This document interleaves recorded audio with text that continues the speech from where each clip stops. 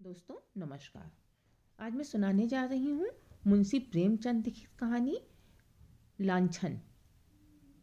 मुंशी श्याम किशोर के द्वार पर मुन्नू मेहतर ने झाड़ू लगाई, गुसलखाना धो धो कर साफ किया और तब द्वार पर आकर गृहिणी से बोला, माँ जी देख लीजिए सब साफ कर दिया, आज कुछ खाने को मिल जाए सरकार। देवरानी ने द्वार पर आकर कहा, अभी तो तुम्हें महीना पाए 10 दिन भी नहीं हुए, फिर इतनी जल्दी मांगने लगे। मुन्नू क्या करूं अजी, खर्च नहीं चलता, अकेला आदमी, घर देखूं कि काम करूं। देवी तो ब्याह क्यों नहीं कर लेते। मुन्नू रुपए मांगते हैं सरकार, यहाँ खाने से ही नहीं बचता, थैली कहाँ से लाऊं। देवी अभी तो तुम जवान हो, कब तक अकेले बैठे रहोगे। मुन्नू हुजूर की इतनी निगाह है तो कहीं न कहीं ठीक ही हो जाएगी, सरकार कुछ मदद करेंगी ना। देवी हाँ हाँ तुम ठीक ठाक करो, मुझसे जो भी होगा मैं दे दूंगी। मुन्नू सरकार का मिजाज बड़ा अच्छा है, हुजूर इतना ख्याल रखती हैं, दूसरे घरों में तो मालिकिनें बात भी नहीं पूछती। सरकार को अल्लाह ने जैसी शकल सूरत दी है वैसा दिल भी दिया है, अल्लाह जानता है हुजूर को देखकर भूख प्यास जाती रहती है। बड़े बड़े घर की औरतें देखी हैं, मुद्दा अपने तालुओं की बराबरी भी नहीं कर सकती। देवी चल झूठे, मैं ऐसी कौन खूबसूरत हूँ। मुन्नू अब सरकार से क्या कहूँ, बड़ी बड़ी खतानियों को देखता हूँ मगर गोरेपन के सिवा और कोई बात नहीं, उनमें यह नमक कहाँ सरकार। देवी 1 रुपए में तुम्हारा काम चल जाएगा। मुन्नू भला सरकार 2 रुपए तो दे दें। देवी अच्छा यह लो और जाओ। मुन्नू जाता हूँ सरकार, आप नाराज न हो तो एक बात पूछूं। देवी क्या पूछते हो, पूछो मगर जल्दी, मुझे चूल्हा जलाना है। मुन्नू तो सरकार जाए फिर कभी कहूँगा। देवी नहीं नहीं कहो क्या बात है, अभी कुछ ऐसी जल्दी नहीं है। मुन्नू दाल मंडी में सरकार के कोई रहते हैं क्या। देवी नहीं, यहाँ तो कोई नातेदार नहीं है। मुन्नू तो कोई दोस्त होंगे, सरकार को अक्सर एक कोठे से उतरते देखता हूँ।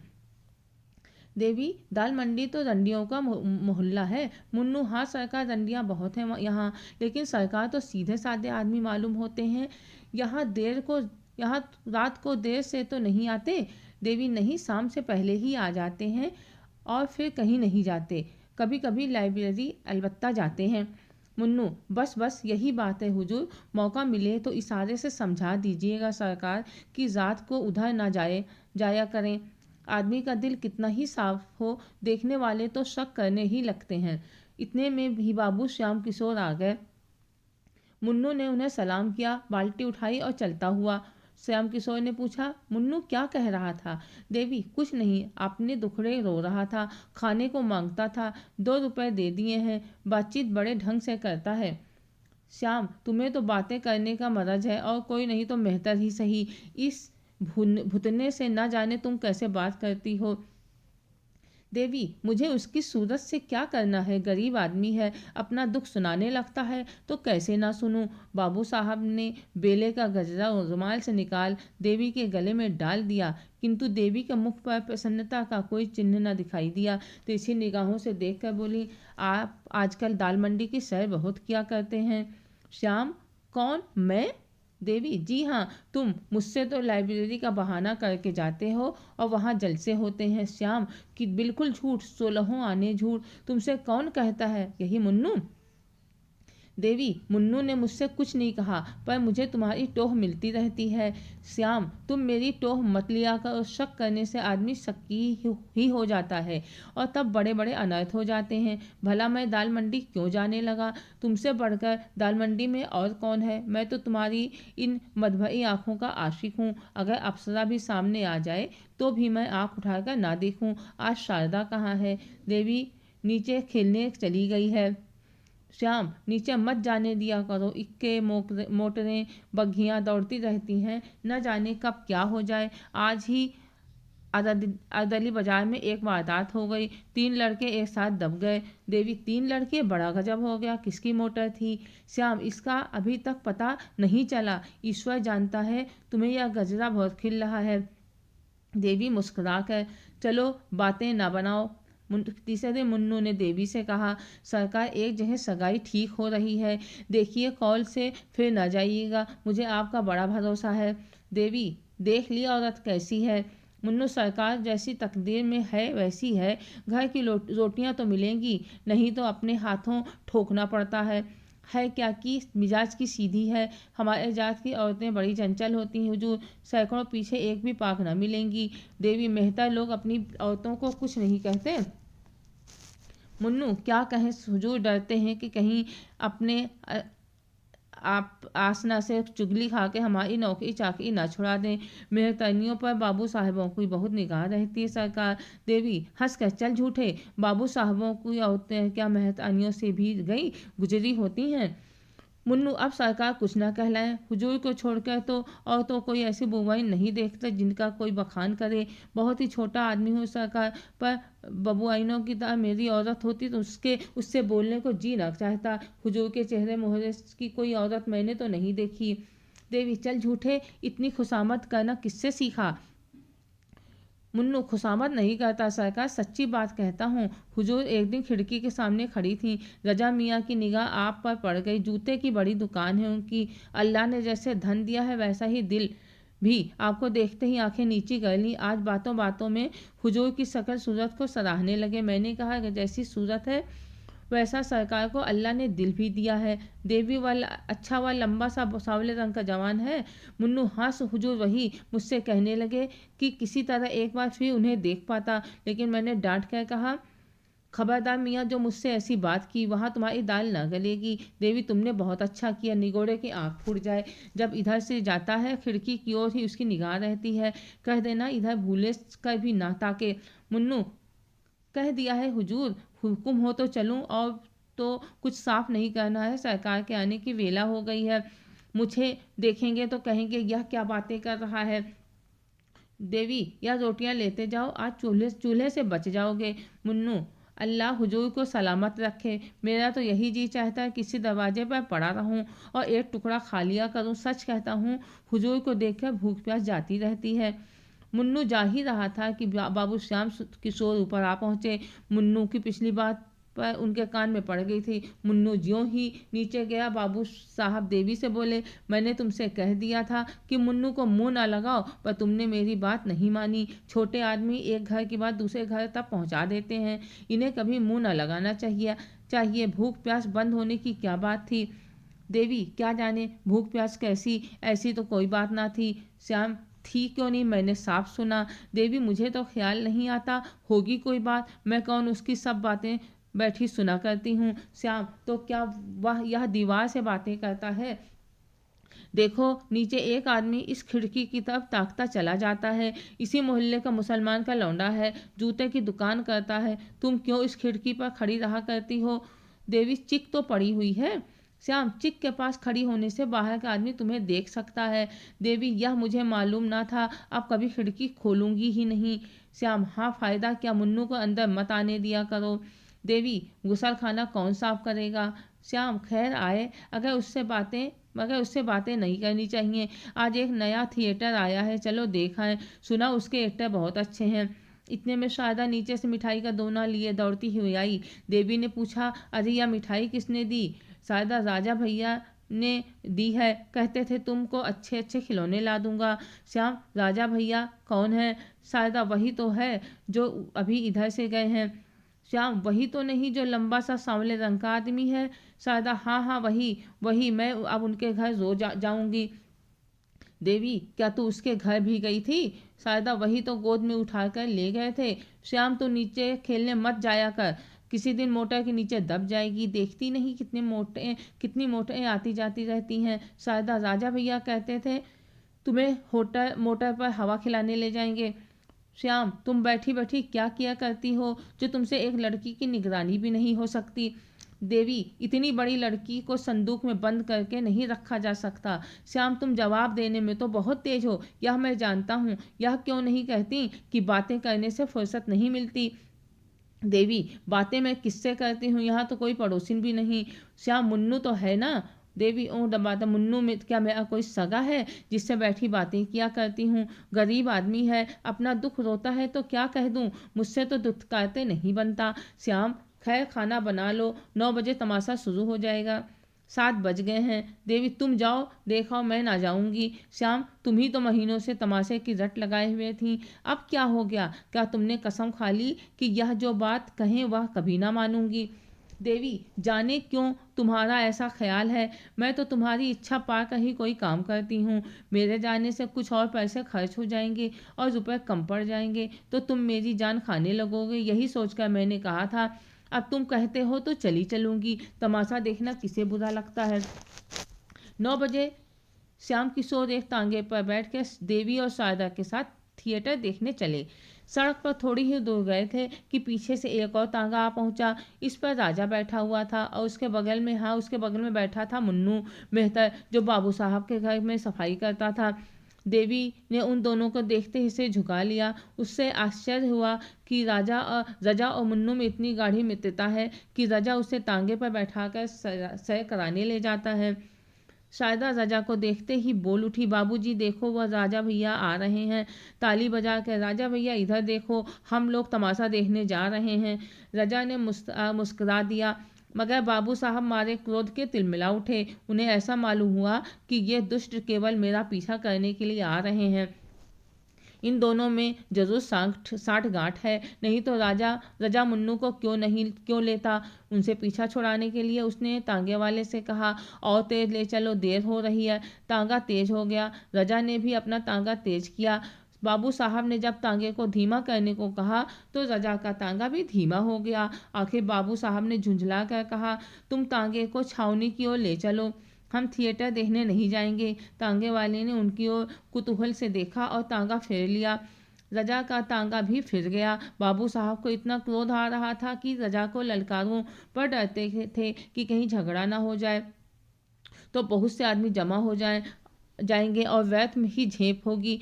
लहू का घूंट पीकर रह गए, अपने ही ऊपर झुंझुनाने लगे कि नाहक आया, क्या जानता था कि ये दोनों शैतान सिर पर सवार हो जाएंगे। मुन्नू को तो कल ही निकाल दूंगा। बारे रजा का तांगा कुछ दूर चलकर दूसरी ओर मुड़ गया और बाबू साहब का क्रोध कुछ शांत हुआ, किंतु अब थिएटर जाने का समय न था। छावनी से घर लौट आए। के देवी ने कोठे पर आकर कहा, मुफ्त में तांगे वाले को 2 रुपए देने पड़े। श्याम किशोर ने उसकी तरफ रक्त शोषक दृष्टि से देखकर कहा, और मुन्नू से बातें करो और खिड़की पर खड़ी होकर रजा को छवि दिखाओ, तुम न जाने क्या करने पर तुली हुई हो। देवी ऐसी बातें मुंह से निकालते हुए तुम्हें शर्म नहीं आती? तुम मेरा व्यर्थ ही अपमान करते हो, इसका फल अच्छा ना होगा। मैं किसी मर्द को तुम्हारे पैरों की धूल के बराबर भी नहीं समझती। उस अभागे मेहता की क्या हकीकत है, तुम मुझे इतनी नीचे समझते हो? श्याम नहीं, मैं तुम्हें इतनी नीच नहीं समझता, मगर बेसमझ जरूर समझता हूँ। तुम्हें इन बदमाशों को कभी मुंह ना लगाना चाहिए था। अब तो तुम्हें मालूम हो गया कि वह छठा हुआ सौदा है, या अब भी कुछ शक है? देवी मैं उसे कल ही निकाल दूंगी। मुंशी जी लेटे पर चित्त अशांत था। वह दिन भर दफ्तर में रहते थे, क्या जान सकते थे कि उनके पीछे देवी क्या करती है? वह यह जानते थे कि देवी पतिव्रता है, पर यह भी जानते थे कि अपनी छवि दिखाने का सुंदरियों को मरज होता है। देवी बन ठन कर खिड़की पर खड़ी होती है और मोहल्ले के सोहदे उसको देख देख कर मन में ना जाने क्या क्या कल्पना करते होंगे। इस व्यापार को बंद कराना उन्हें अपने काबू से बाहर मालूम होता था। सोहदे वशीकरण की कला में निपुण होते हैं, ईश्वर न करे इन बदमाशों की निगाह किसी भले घर की बहू बेटी पर पड़े, इनसे पिंड कैसे छुड़ाऊं? बहुत सोचने के बाद अंत में उन्होंने वह मकान छोड़ देने का निश्चय किया। इसके सिवा उन्हें कोई दूसरा उपाय न सूझा। देवी से बोले, कहो तो यह घर छोड़ दूं? इन सोहदों के बीच में रहने से आबरू बिगड़ने का भय है। देवी ने आपत्ति के भाव से कहा, जैसी तुम्हारी इच्छा। श्याम आखिर तुम ही कोई उपाय बताओ। देवी मैं कौन सा उपाय बताऊं और किस बात का उपाय? मुझे तो घर छोड़ने की कोई जरूरत नहीं मालूम होती। 1-2 नहीं, 1,00,000-2 लाख सोहदे हो तो क्या कुत्तों के भूखने से के भय से भला कोई अपना घर छोड़ देता है क्या? श्याम कभी कभी कुत्ते काट भी लेते हैं। देवी ने इसका कोई जवाब न दिया और तर्क करने की इच्छा से पति की दुश्चिंतनाओं के बढ़ जाने का भय था। वह सक्की तो है ही, न जाने उनका मन उसका क्या शास है। आशा समझ बैठे। तीसरे ही दिन श्याम बाबू ने वह मकान छोड़ दिया। इस नए मकान में आने के 1 सप्ताह पीछे एक दिन मुन्नू सिर में पट्टी बांध लाठी से टेकता हुआ आया और आवाज़ दी। देवी उसकी आवाज़ पहचान गई, पर उसे दुत्कारा नहीं। जाकर किवाड़ खोल दिए।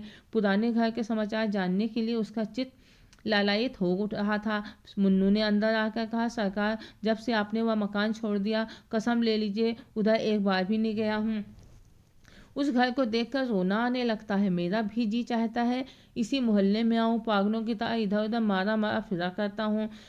सरकार, किसी काम में जी नहीं लगता, बस हर घड़ी आप ही की याद आती रहती है। हुजूर, जितनी परवरिश करती थी उतनी अब कौन करेगा। यह मकान तो बहुत छोटा है। देवी, तुम्हारे ही कारण वह मकान छोड़ना पड़ा। मेरे कारण? मुझसे कौन सी खता हुई सरकार? देवी, तुम ही तो तांगे पर रजा के साथ बैठकर मेरे पीछे पीछे आ रहे थे। ऐसे आदमी पर आदमी का शक होता ही है। मुन्नू, अरे सरकार, उस दिन की बात ना पूछिए। रजा मियाँ को एक वकील साहब से मिलने जाना था। वह छावनी में रहते थे, मुझे भी साथ बिठा लिया। उनका साइस कहीं गया हुआ था, हमारे लिहाज की आपके तांगे के आगे से ना निकलते थे। सरकार उसे सोहदा कहती हैं। उसका सा भला आदमी मोहल्ले भर में भी नहीं है। 5 वक्त की नमाज पढ़ता है हुजूर, 300 रोजे रखता है। घर में बीबी बच्चे सभी मौजूद हैं। क्या मजाल कि किसी पर बद निगाह हो। देवी, खैर होगा, तुम्हारे सिर में पट्टी क्यों बंधी है? मुन्नू, इसका माजरा ना पूछिए हुजूर, आपकी बुराई करते किसी को देखता हूँ तो बदन में आग लग जाती है। दरवाजे पर जो हलवाई रहता था कहने लगा, मेरे कुछ पैसे बाबूजी पर आते हैं। मैंने कहा, वह ऐसे आदमी नहीं है कि तुम्हारे पैसे हजम कर जाते। बस हुजूर, इसी बात पर तकरार हो गई। मैं तो दुकान के नीचे नाली धो रहा था, वह ऊपर से कूद कर आया, मुझे ढकेल दिया। मैं बेखबर खड़ा था, चारों खाने चित सड़क पर गिर पड़ा। चोट तो आई, मगर मैंने भी दुकान के सामने बच्चा को इतनी गालियां सुनाई कि याद ही करते होंगे। अब घाव अच्छा हो रहा है हुजूर। देवी, राम राम, नाहक लड़ाई लेने गए, सीधी सी बात तो थी, कह देते तुम्हारे पैसे आते हैं तो जाकर मांग लाओ।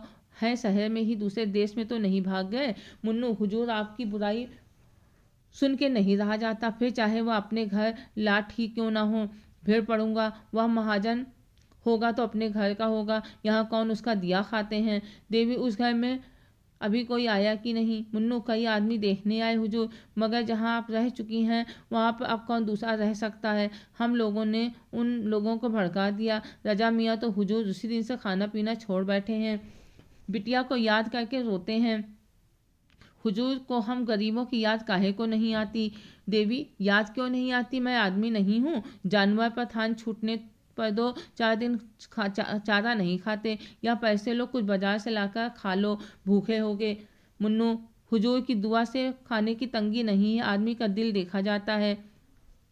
हुजूर, पैसे की कौन बात है, आपका दिया तो खाते ही हैं। हुजूर का मिजाज ऐसा है कि आदमी बिना कौड़ी का गुलाम हो जाता है। तो अब चलूँगा हुजूर, बाबूजी आते होंगे, कहेंगे यह शैतान यहाँ फिरा पहुँचा।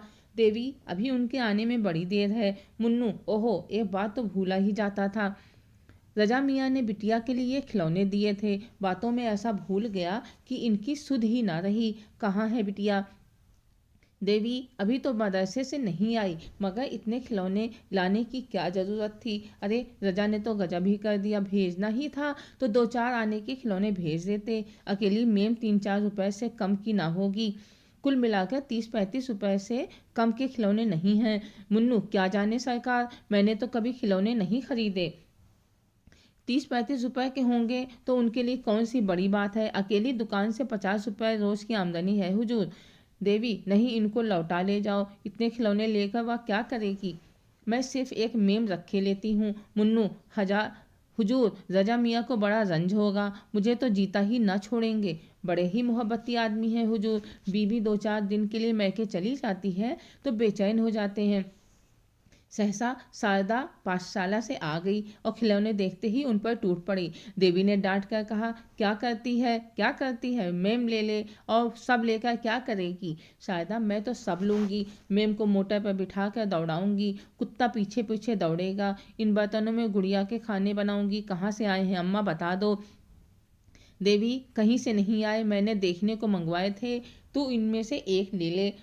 शारदा, मैं सब लूँगी मेरी अम्मा, ना सब ले लीजिए। कौन लाया है अम्मा? देवी, मुन्नू तुम खिलौने लेकर जाओ, सिर्फ एक मेम रहने दो। शारदा, कहाँ से आए हो मुन्नू, बता दो। मुन्नू, तुम्हारे राजा भैया ने तुम्हारे लिए भेजे हैं। शारदा, रजा भैया ने भेजे हैं? ओहो, नाच कर, रजा भैया तो बड़े अच्छे हैं, कल अपनी सहेलियों को दिखाऊंगी। किसी के पास ऐसे खिलौने ना निकलेंगे।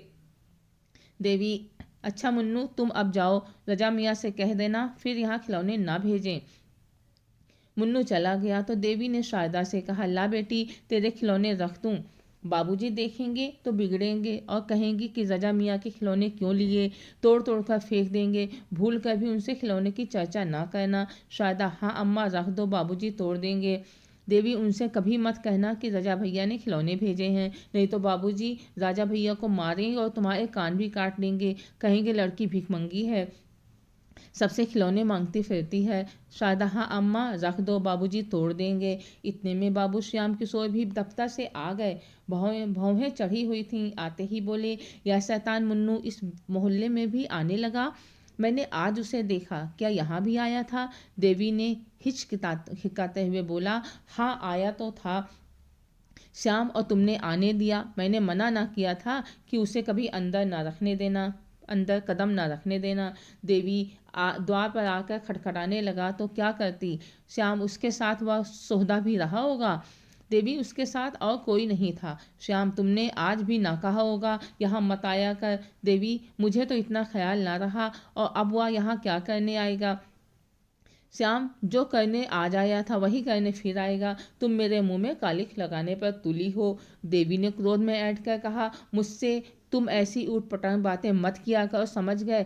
तुम्हें ऐसी बातें मुंह से निकालते शर्म भी नहीं आती? एक बार पहले भी तुमने कुछ ऐसी ही बातें कही थी, आज फिर तुम वही बातें कर रहे हो। अगर तीसरी बार ये शब्द मैंने सुने तो ये नतीजा बुरा होगा।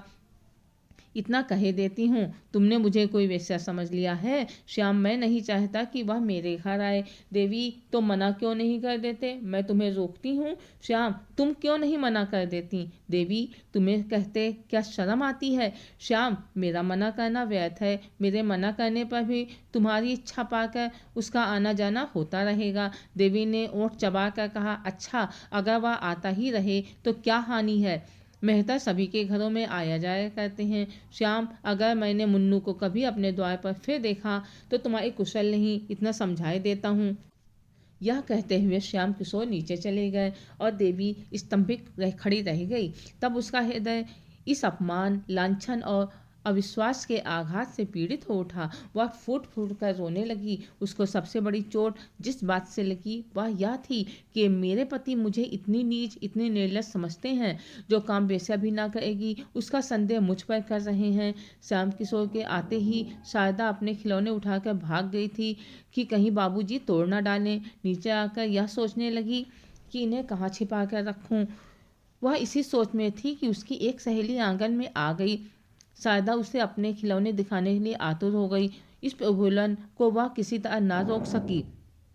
अभी तो बाबूजी ऊपर हैं, कौन इतनी जल्दी आए जाते हैं, तब तक क्यों ना सहेली को अपने खिलौने दिखा दूं। उसने सहेली को बुला लिया और दोनों नए खिलौने देखने में मगन हो गईं कि बाबू श्याम किशोर के नीचे आने की भी उन्हें खबर ना हुई।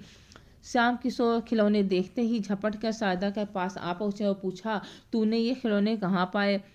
शारदा की घिघी बंध गई, मारे भय के थर थर कांपने लगी, मुंह से एक शब्द भी ना निकला। श्याम किशोर ने फिर गरज कर पूछा, बोलती क्यों नहीं? तुझे इतने खिलौने किसने दिए?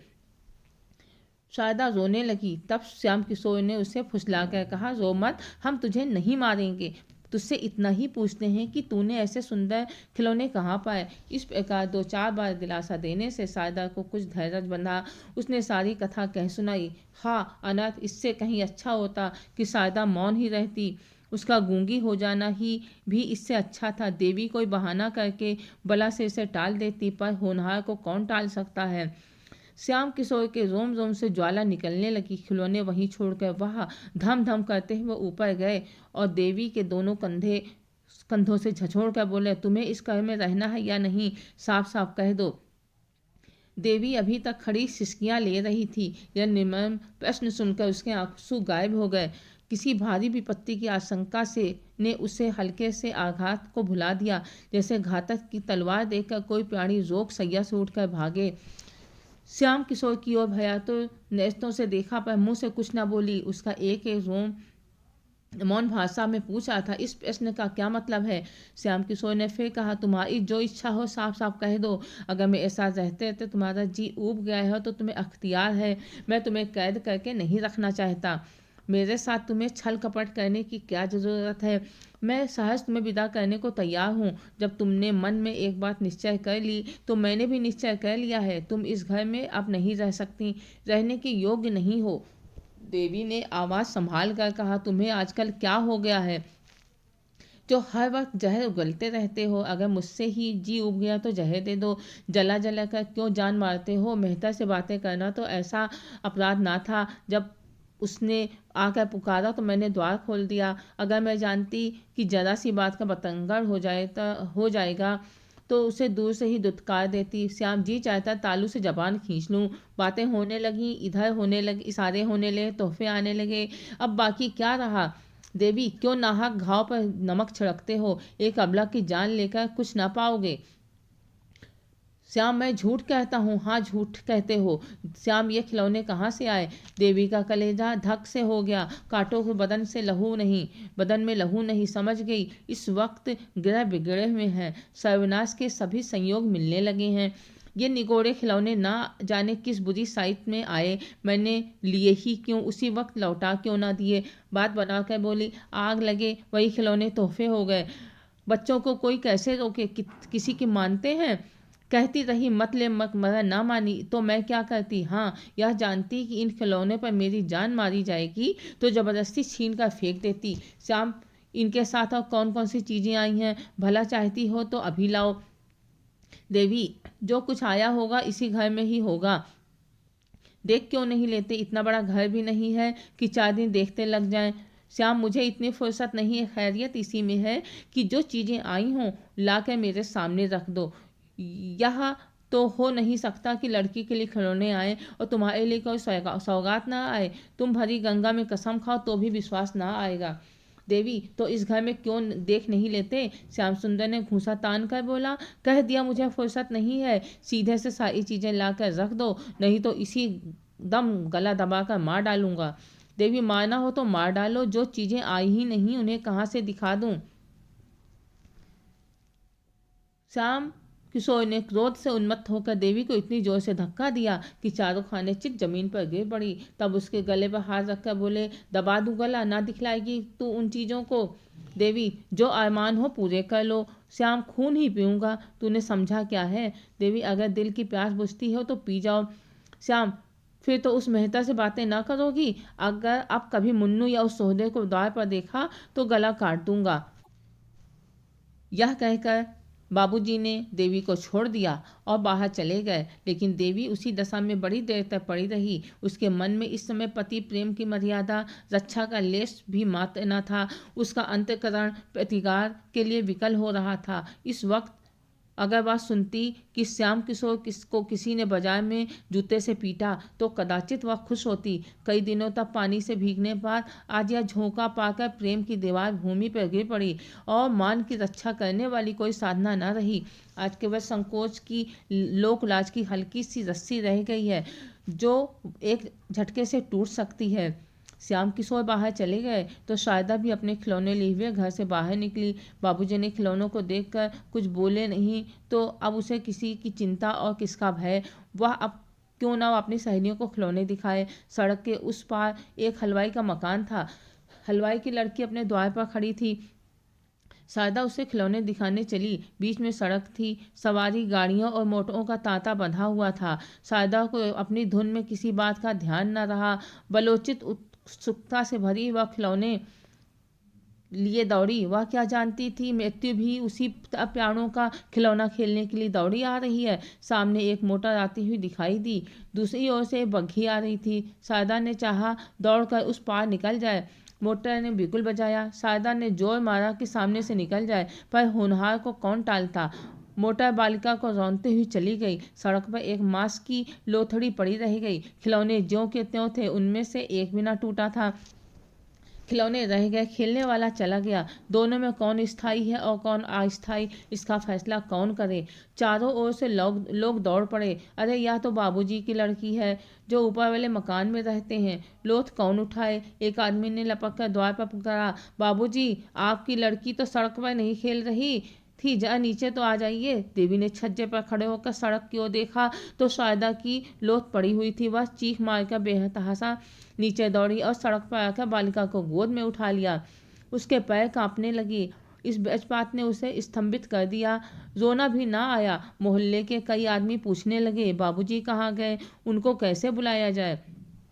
देवी क्या जवाब देती। वह तो शंकाहीन हो गई थी। लड़की की लाश गोद में लिए उसके रक्त से अपने वस्त्रों को भिगोती आकाश की ओर ताक रही थी, मानो देवता से पूछ रही थी, क्या सारी विपत्तियां मुझी पर। अंधेरा होता जाता था, पर बाबूजी का पता नहीं था। कुछ मालूम भी नहीं था कहाँ चले गए हैं। धीरे धीरे 9 बजे, पर अब तक बाबूजी न लौटे। इतनी देर तक बाहर न रहते थे, क्या आज ही उन्हें भी गायब होना था। 10 बज गए। अब देवी रोने लगी। उसे लड़की की मृत्यु का इतना दुख ना था जितनी अपनी असमर्थता का। वह कैसे शव की दाह क्रिया करेगी, कौन उसके साथ जाएगा। क्या इतनी रात गए कोई उसके साथ चलने को तैयार होगा। अगर कोई ना गया तो क्या उसे अकेली ही जाना होगा। क्या रात भर लोथ पड़ी रहेगी।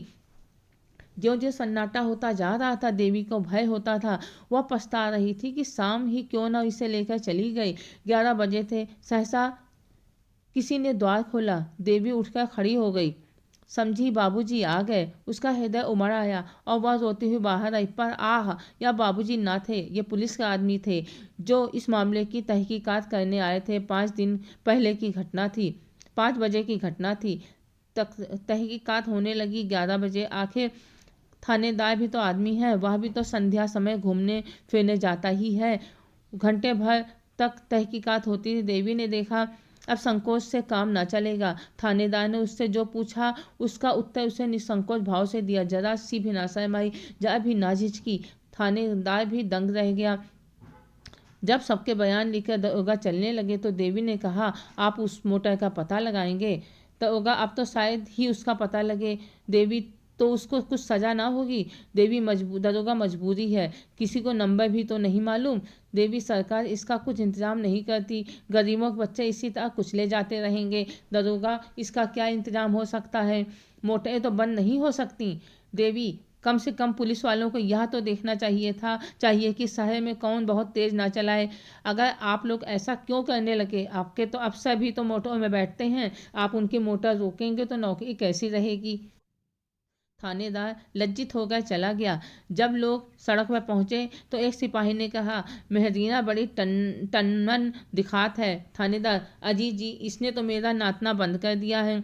किस गजब का हुस्न पाया है। अगर कसम ले लो जो मैंने एक बार भी उसकी तरफ निगाह की हो, ताकने की हिम्मत भी ना पड़ती थी। बाबू श्याम किशोर 12 बजे के बाद नशे में चूर घर पहुंचे। उन्हें यह खबर रास्ते में मिल गई थी। रोते हुए घर में दाखिल हुए। देवी भरी बैठी थी। सोच रखा था आज चाहे जो हो जाए पर फटकारूंगी जरूर, पर उनको रोते देखा तो सारा गुस्सा गायब हो गया। खुद भी रोने लगी। दोनों बड़ी देर तक रोते रहे। इस विपत्ति ने दोनों के हृदयों को एक दूसरे की ओर बड़े जोर से खींचा। उन्हें ऐसा ज्ञात हुआ कि उनमें फिर पहले का सा प्रेम जागृत हो गया है। प्रातःकाल जब लोग दाह क्रिया करके लौटे तो श्याम किशोर ने देवी की तरफ स्नेह से देखकर करुण आवाज में कहा, तुम्हारा जी अकेले कैसे लगेगा। देवी, तुम 10-5 दिन की छुट्टी ना ले सकोगे। श्याम, यही तो मैं भी सोचता हूँ, 15 दिन की छुट्टी ले लूँ। श्याम बाबू दफ्तर छुट्टी लेने चले गए। इस विपत्ति में भी आज देवी का हृदय जितना प्रसन्न था उतना उधर महीनों से न हुआ। बालिका को खोकर विश्वास और प्रेम पा गई थी और यह उसके जीवन आंसू पोंछने के लिए कुछ कम न था। आह अभाग्नि, खुश मत हो, तेरे जीवन का वह अंतिम कांड होगा, अभी होना भी बाकी है, जिसकी आज तू कल्पना भी नहीं कर पाएगी। दूसरे दिन बाबू श्याम सुंदर घर पर ही थे कि मुन्नू ने आकर सलाम किया। श्याम किशोर ने ज़्यादा कड़ी आवाज में पूछा, क्या है जी, तुम बार बार यहाँ क्यों आया करते हो। मुन्नू बड़े दीन भाव से बोला, मालिक, कल की बात जो सुनता हूँ उसी को रंज होता है। मैं तो हुजूर का गुलाम ठहरा, अब नौकर नहीं हूँ तो क्या, सरकार का नमक तो खा चुका हूँ। भला वह कभी हड्डियों से निकल सकता है। कभी कभी हाल हवाल पूछने आ जाता हूँ। जब से कल वाली बात सुनी हुजूर, ऐसा कलक हो रहा है कि क्या कहूँ। कैसी प्यारी प्यारी बच्ची थी, देख कर दुख हो दूर हो जाता था। मुझे देखते ही मुन्नू मुन्नू कह के दौड़ती थी। जब गैरों का यह हाल है तो हुजूर के दिल पर जो बीत रही होगी हुजूर ही जानते होंगे। श्याम बाबू कुछ नरम होकर बोले, ईश्वर की मर्जी में इंसान का क्या चारा, मेरा तो घर ही अंधेरा हो गया, अब यहाँ रुकने को जी नहीं चाहता। मुन्नू, मालकिन तो और भी बेहाल होंगी। श्याम, हुआ ही चाहे, मैं तो उससे शाम सवेरे खिला लिया करता था। माँ तो दिन भर साथ रहती थी। मैं तो काम धंधों में भूल भी जाऊंगा, वह कहाँ भूल सकती है। उनको तो सारी जिंदगी का रोना है। पति को मुन्नू से बातें बातें करते सुनकर देवी ने कोठे में पर से आंगन की ओर देखा। मुन्नू को देखकर उसकी आंखों पे बेअख्तियार आंसू भर आए। बोली, मुन्नू, मैं तो लुट गई। मुन्नू, हुजूर अब सब्र कीजिए, रोने धोने से क्या फ़ायदा। यही सब अंधेरे देखकर तो कभी कभी अल्लाह मियाँ को जालिम कहना पड़ता है। जो बेईमान है, दूसरों का गला काटते फिरते हैं, उनसे अल्लाह मियाँ भी डरते हैं। जो सीधे और सच्चे हैं, उन्हीं पर आफत आती है।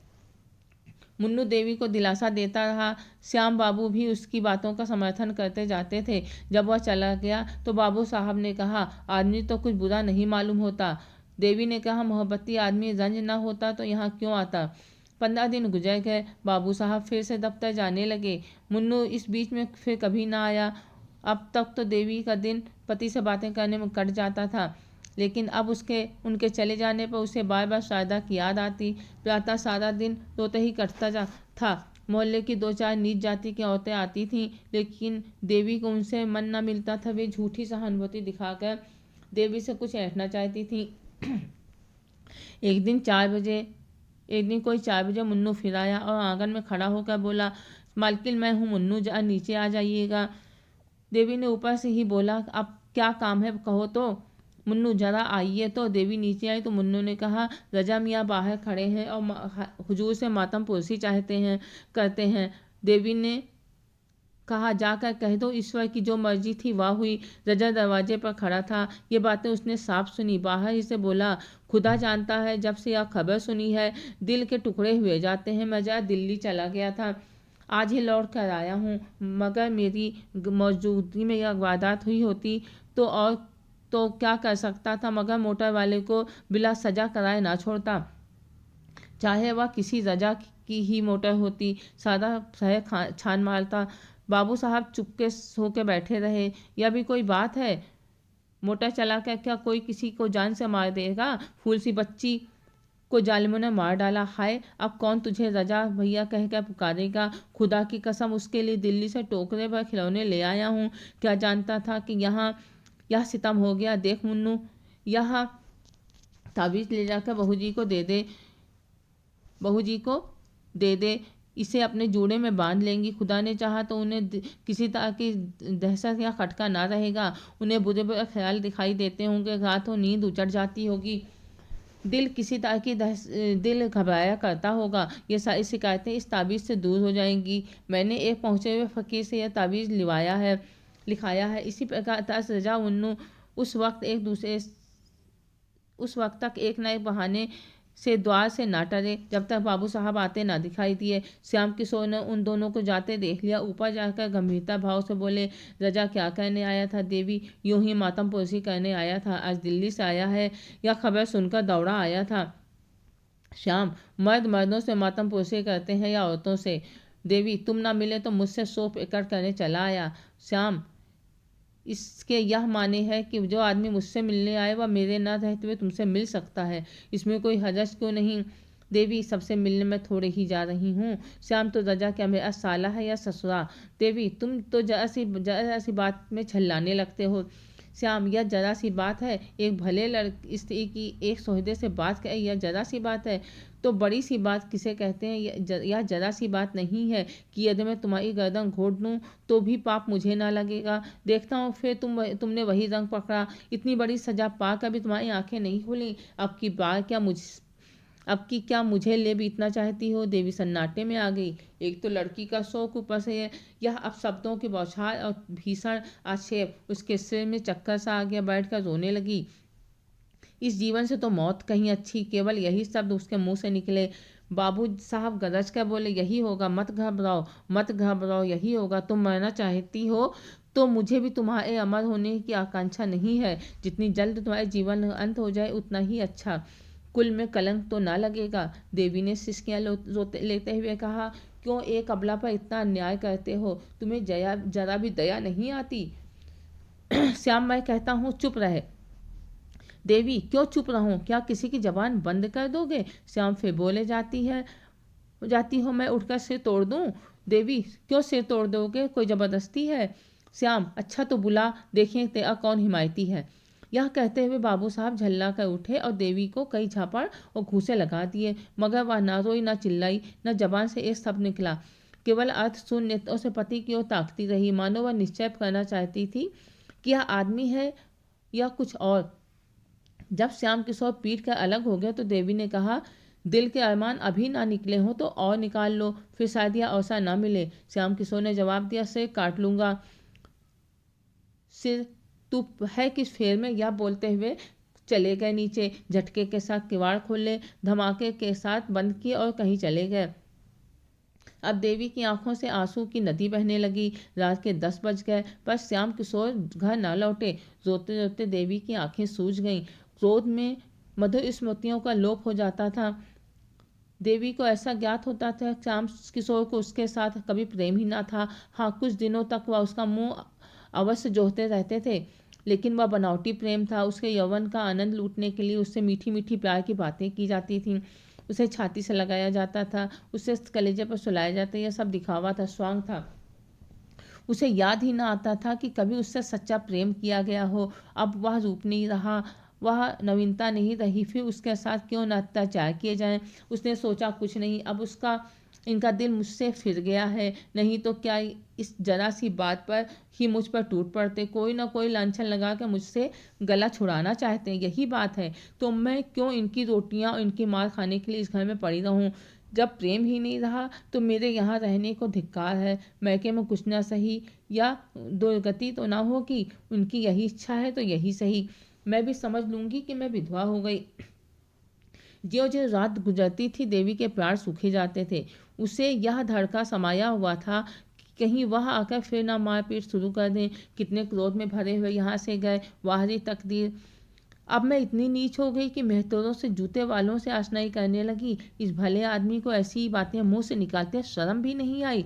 जाने इनके मन में ऐसी बातें कैसे आती हैं। कुछ नहीं, यह स्वभाव के नीच, दिल के मैले स्वार्थी आदमी हैं। नीचों के साथ नीच ही बनना चाहिए। मेरी भूल थी कि इतने दिनों से इनकी घुड़कियां सहती रही। जहाँ पर इज्जत नहीं, मर्यादा नहीं, प्रेम नहीं, विश्वास नहीं, वहाँ रहना बेहयाई है। कुछ मैं इनके साथ हाथ बिक तो नहीं गई कि जो यह चाहें करें, मारें या काटने पड़ी सहा करूं। सीता जैसी पत्नियां होती हैं, जो राम जैसे पति भी होते हैं। देवी को ऐसी शंका होने लगी कि कहीं श्याम किशोर आते ही सचमुच उसका गला ना दबा दें या छुरी भोंक दें। यह समाचार पत्रों में ऐसी कोई हजाइयों की खबरें पहुंच चुकी थी। शहर ही में ऐसी कई घटनाएं हो चुकी थीं। मारे भय के थरथरा उठी। यहाँ रहने से प्यारों की कुशल ना थी। देवी ने कपड़ों की एक छोटी सी बकुची बांधी और सोचने लगी, यहाँ से कैसे निकलूं और फिर यहाँ से निकल कर जाऊँ कहाँ। कहीं इस वक्त मुन्नू का पता लग जाता तो बड़ा काम निकलता। वह मुझे कहाँ क्या मैके ना पहुँचा देता। एक बार मैके पहुँच जाती फिर तो लाला से पटक कर रह जाए, भूल कर भी ना आऊँ। वह भी क्या याद करेंगे।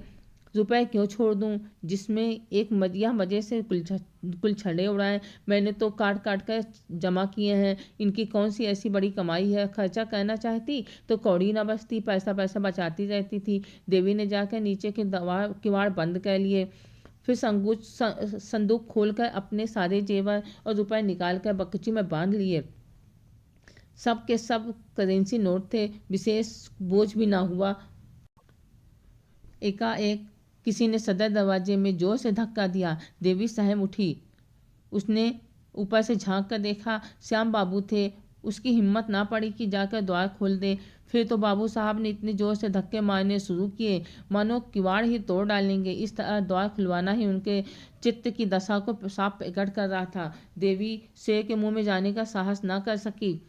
श्याम किशोर ने चिल्ला कर कहा, ओ डैम किवाड़ खोल, ओ ब्लडी किवाड़ खोल, अरे खोल। देवी की रही सही हिम्मत जाती रही। श्याम किशोर नशे में चूर थे। होश में शायद दया आ जाती, इसलिए शराब पीकर आए हैं। किवाड़ तो ना खोलूंगी, चाहे तोड़ ही डालें। अब तुम मुझे इस घर में पाओगे ही नहीं, मारोगे कहाँ से? तुम्हें खूब पहचान गई। श्याम किशोर 15-20 मिनट तक शोर मचाने और किवाड़ हिलाने के बाद उलझुल बकते चले गए। 2-4 पड़ोसियों ने फटकारें भी सुनाई। आप भी तो पढ़े लिखे आदमी हो, आधी रात तो घर चलते हैं, नींद ही तो है, नहीं खुलती है तो क्या कीजिएगा? जाइए या किसी यार दोस्त के घर लेट रहिए, सवेरे आइएगा। श्याम किशोर के घर से जाते ही देवी ने बकची उठाई और धीरे धीरे उतरी। ज़्यादा देर उसने कान लगाकर बाहर की आहट ली कि कहीं श्याम किशोर बाहर खड़े तो नहीं हैं। जब विश्वास हो गया कि वह चले गए तो धीरे से द्वार खोला और बाहर निकल गई। उससे जरा भी शोभ, जरा भी दुख ना था, बस केवल एक इच्छा थी कि यहाँ से बचकर भाग जाऊं। कोई ऐसा आदमी ना था जिस पर वह भरोसा कर सके, जो इस संकट में काम आ सके। था तो बस वही मुन्नू मेहतर। अब उसी से मिलने पर उसकी सारी आशाएं अवलंबित थीं। उसी से मिलकर वह निश्चय करे कि कहाँ जाए, कैसे रहे। मैके जाने का अब उसका इरादा ना था। उसे भय होता था कि मैके में श्याम किशोर से वह अपनी जान ना बचा पाएगी। उसे वहां ना पाकर वह अवश्य उसके मैके जाएंगे और उससे जबरदस्ती खींच लाएंगे। वह सारी यातनाएं, सारे अपमान सहने को तैयार ना थी, केवल श्याम किशोर की सूरत नहीं देखना चाहती थी। प्रेम अपमानित होकर देश में बदल जाता है। थोड़ी ही दूर पर चौराहा था, कई तांगे वाले खड़े थे। देवी ने एक इक्का किया, उससे स्टेशन चलने को कहा। देवी ने स्टेशन पर रात काटी। प्रातःकाल उसने एक तांगा किराए पर लिया और पर्दे में बैठकर चौक जा पहुंची। अभी दुकानें ना खुली थीं, लेकिन पूछने से रजा मियाँ का पता चल गया। उनकी दुकान पर एक लौंडा झाड़ू दे रहा था। देवी ने उसे बुलाकर कहा, जाकर रजा मियाँ से कह दे कि शारदा की अम्मा तुमसे मिलने आई हैं, अभी चलिए। 10 मिनट में रजा और मुन्नू आ पहुंचे। देवी ने सजल नेत्र होकर कहा, तुम लोगों के पीछे मुझे घर छोड़ना पड़ा। कल रात को तुम्हारा मेरे घर आना गजब हो गया। जो कुछ हुआ वह फिर न कहूँगी, फिर कहूँगी। मुझे कहीं एक और घर दिला दो, घर ऐसा कि बाबू साहब को मेरा पता ना मिले, नहीं तो वह मुझे जीती ना छोड़ेंगे। राजा ने मुन्नी को देखा, मानो कह रहा हो, देखो चाल कैसी ठीक थी। देवी से बोला, आप निशा खाती रहिए, ऐसा घर दिला दूंगा कि बाबू साहब के बाबा साहब को भी पता ना चलेगा।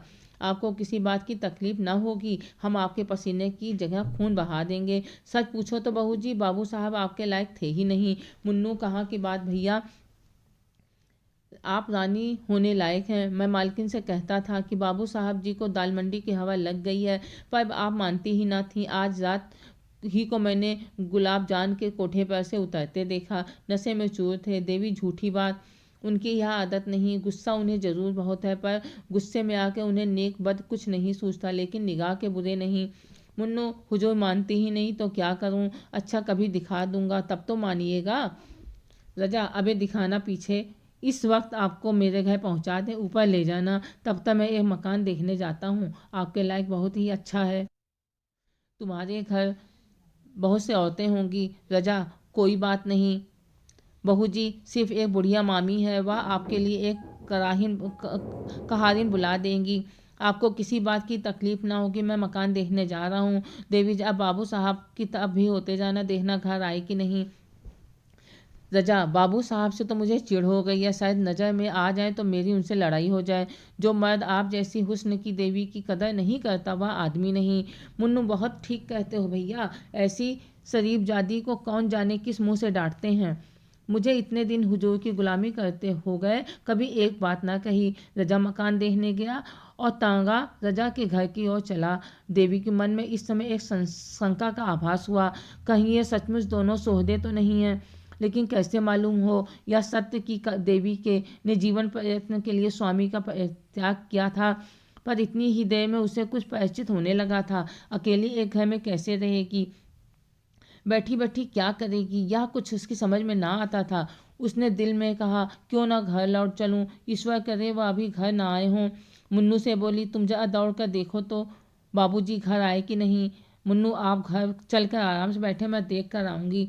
देवी, मैं अंदर ना जाऊँगी। मुन्नू, खुदा की कसम खाकर कहता हूँ घर बिल्कुल खाली है। आप हम लोगों पर शक करती हैं, हम वह लोग हैं कि आपका हुक्म पाए तो आग में कूद पड़ें।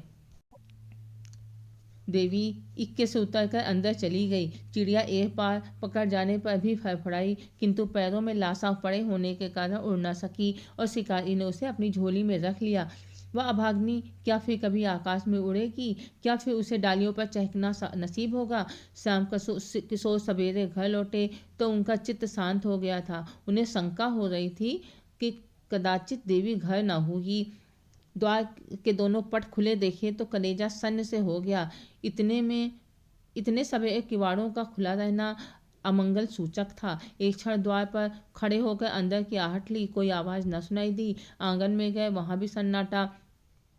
उधर ऊपर चारों तरफ सूना, घर काटने को दौड़ रहा था। श्याम किशोर ने अब जरा सतर्क होकर देखना शुरू किया। संदूक में रुपए नदारद, गहने का भी संगूत भी खाली। अब क्या भ्रम हो सकता था? कोई गंगा स्नान के लिए जाता है तो घर के रुपए नहीं उठा ले जाता। वह चली गई, अब इसमें लेश मात्र भी संदेह नहीं था। यह भी मालूम था कि वह कहाँ गई है। शायद इसी वक्त लपक कर जाने से वह वापस भी ला जा सकती है, लेकिन दुनिया क्या कहेगी।